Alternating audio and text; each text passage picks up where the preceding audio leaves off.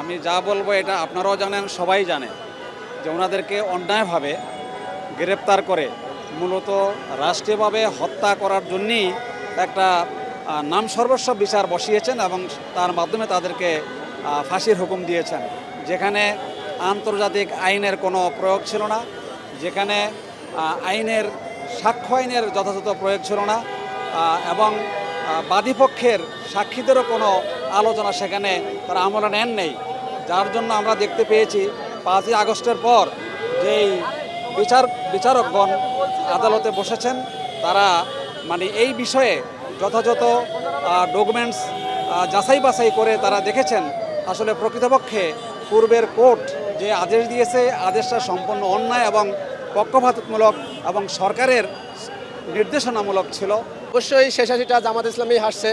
আপনারা জানেন যে এই রায়ের মাধ্যমে প্রমাণিত হয়েছে যে একজন নিরীহ নিরাপদ মানুষকে, মজলুম মানুষকে আসলে দীর্ঘ 15টি বছর 16টি বছর তাকে অন্যায়ভাবে আটকে রাখা হয়েছে। তো এটা আসলে জুলুম, মানে দীর্ঘ 16টি বছর পরিবার পরিজন এবং তার সহচর্য যারা ছিল তাদেরকে ছেড়ে থাকা, মানে ফাঁসির কাষ্ঠের প্রকোষ্ঠে রাখা আসলে এটা অমানবিক এবং এটা আসলে মানে কঠিন শাস্তি আমি দাবি করছি যারা এই ষড়যন্ত্রমূলক কাজ করেছে এবং যারা এটা মানে করেছে আর ভবিষ্যতে যাতে কেউ না করতে পারে সরকারকে সে ধরনের ব্যবস্থা নেওয়ার এবং যারা করেছে তাদের দৃষ্টান্তমূলক শাস্তি আমি দাবি করছি। জুলাই আগস্টের বিপ্লবের পর আমরা আমাদের যেই যাদেরকে আমরা সবচেয়ে বেশি মিস করছি তাদের মধ্যে অন্যতম হচ্ছে দেলোয়ার হোসেন সাঈদী হুজুর। আমাদের সবচেয়ে প্রধান আক্ষেপ ছিল যে আমাদের আন্দোলনের পরবর্তী সময়ে আমাদের সবার সবচেয়ে বেশি যে মনের আক্ষেপগুলো আমাদের নেতৃবৃন্দরা দেওয়া হয়েছে, ফাঁসি দেওয়া হয়েছে।